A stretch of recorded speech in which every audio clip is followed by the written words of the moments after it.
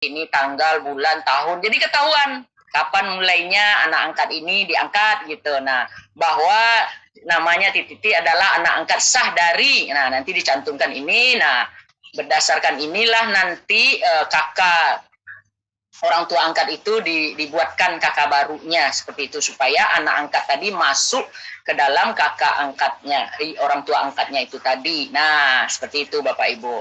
Lanjut. Nah, tadi dikatakan bahwa orang tua angkat akan menerima kakak dan kartu identitas anak. Nah, seperti ini contohnya Bapak Ibu. Nah, ini kakaknya adalah kakak orang tua angkat. Nah, anaknya di sini tetap ditulis di kolom nama ayah dan ibu kandungnya nih di bawah.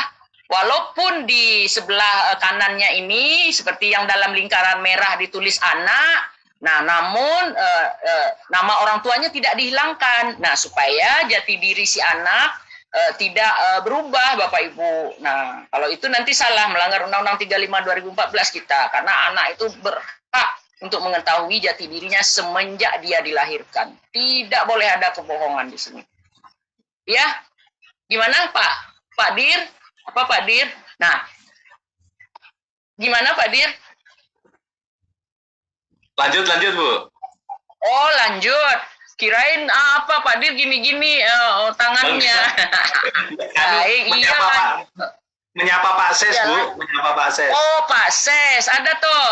Selamat siang Pak Ses. Izin kami tadi sudah mulai Pak Ses. Kadis Provinsi Lampung itu. Oh iya, selamat bergabung Bapak Ibu semuanya, terima kasih. Nah, di sebelahnya ini bentuk kartu identitas anak Bapak Ibu, KIA anak yang kita angkat tersebut. Jadi hak-hak akan dokumen kependudukannya kita berikan semuanya Bapak Ibu. Lanjut. Nah, kemudian next. Nah, ini sebelumnya dulu. Nah, sebelumnya. Jadi Bapak Ibu sekalian, ini kartu keluarga yang mana anak tersebut ada akta kelahiran sebelumnya di mana dia anak seorang ibu saja. Nah, kalau dia anak seorang ibu saja tetap nama ibunya saja yang dituliskan. Enggak kita karang nama ayahnya siapa, tidak. Kita ngikuti apa yang ada datanya di akta kelahiran. Nih buktinya anak seorang ibu. Nah, ini kan nama ayahnya nggak ada, kosong. Nah, coba kita lihat berikutnya. Nah, ini sebagai contoh aja. Nah, kita lihat berikutnya. Ini anak angkat, ditulis anak yang sebelah kirinya, ini sebelah kiri yang dalam lingkaran merah. Namun di sebelah kanannya dia anak ayah dan ibunya. Nah, ayahnya namanya ini siapa ini? Muhammad Dofir. Ibunya ini Dewi. Nah, sedangkan nama kepala keluarganya Muhammad Saiful. Nah, seperti ini kakaknya Bapak Ibu. Walaupun dia ditulis anak, namun nama ayah dan ibunya tetap ada di sini. Baik, lanjut. Itu contohnya Bapak Ibu. Nah, catatan pinggir tadi begini contohnya Bapak Ibu. Nah, jadi ini akta kelahiran anak. Nah, ini ada catatan pinggirnya nih, yang sebelah ini nih. Nah, ini ada di sebelah ini nih, sebelah kiri ya.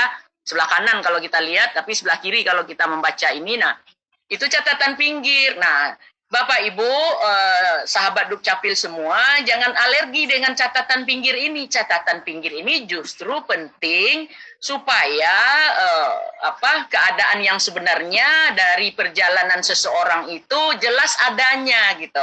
Jadi kalau tidak pakai catatan pinggir, misalnya akta kelahiran anak sudah ada sebelumnya nama ayah dan ibunya ini.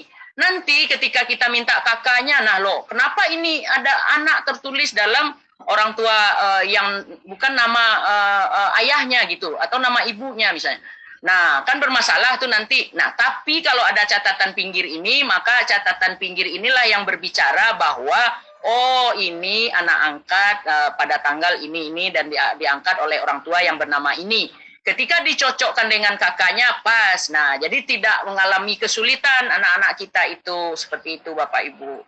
Jadi kalau sesuatu hal yang jujur apa adanya itu pasti akan lancar. Nah, itulah prinsipnya pencatatan sipil itu merekam, mencatat apa adanya sesuai dengan keadaan yang sebenarnya. Nah, kalau sudah keadaan yang sebenarnya seperti itu, insya Allah tuh ke depannya kesalahan-kesalahan, masalah-masalah itu bisa diminimalisir Bapak Ibu. Boleh dikata tuh jarang. Kecuali kalau yang bohong sekali, bohong aja terus, percaya, bermasalah aja terus itu nanti. Itulah kenapa verifikasi dan validasi itu sangat kami tekankan kepada teman-teman kami, petugas Dukcapil yang melayani masyarakat di daerah. Mohon maaf kami kalau misalnya agak nyinyir tentang ini, karena kalau verifikasi validasi tidak kita lakukan dari awal, nanti akan banyak masalah. Nah, seperti itu. Walaupun Bapak Ibu masalah itu akan kita selesaikan, ada caranya penyelesaiannya, namun sebaiknya dari awal itu kita udah berjalan dengan data-data yang benar, seperti itu Bapak Ibu. Lanjut. Nah, ini kami ingatkan sekali lagi bahwa ini contoh 4 macam akta kelahiran, ada anak pasangan suami istri, kalau status perkawinan tercatat. Ini hubungannya dengan yang tadi Bapak Ibu. Kalau Bapak Ibu sudah menikah, sudah punya buku nikah, sudah punya akta perkawinan, nah kan enak membuat akta kelahiran anak kita, di kakaknya status perkawinannya tercatat, anak-anak kita anak ayah dan ibu. Namun kalau misalnya buku nikah tidak bisa diperlihatkan, akta perkawinan tidak ada, bisa juga akta kelahiran anak dibuat. Akta kelahiran itu kan hak anak. Tapi dengan terpaksa harus kita buatkan anak ayah dan ibu, tapi ada frasanya. Frasa itu apa? Frasa itu catatan yang mengatakan bahwa pernikahan ibunya belum dilaksanakan sesuai dengan undang-undang, ketentuan yang berlaku seperti itu. Nah, tapi kemudian tidak permanen selamanya. Nah, diharapkan yang status perkawinannya yang belum tercatat ini untuk kemudian nanti bisa dibuatkan program isbat nikah supaya nantinya perkawinan kami harapkan ini tercatat semuanya Bapak Ibu. Itu kan kejadian yang sangat penting. Nah, kalau bisa sekali seumur hidup kita ya. Nah, harus kita catatkan gitu. Terus yang ketiga itu anak seorang ibu. Nah, walaupun ibu ini misalnya tidak ada suaminya segala macam, tapi kenyataannya dia melahirkan punya seorang anak. Nah, itu anak seorang ibu.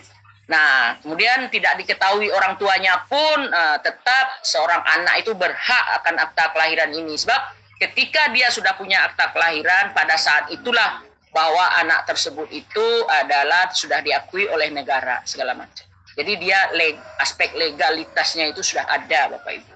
Nah, seperti itu. Oke, baik, lanjut.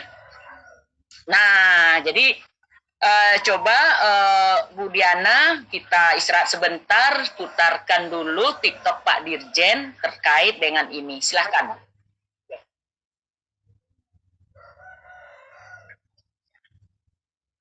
TikTok Pak Dirjen terkait akta lahir tentang itu ya. Halo, Assalamualaikum. Apa kabar teman-teman semuanya? Semoga tetap sehat, selalu semangat. Teman-teman, ada yang bertanya pada saya, Pak, bagaimana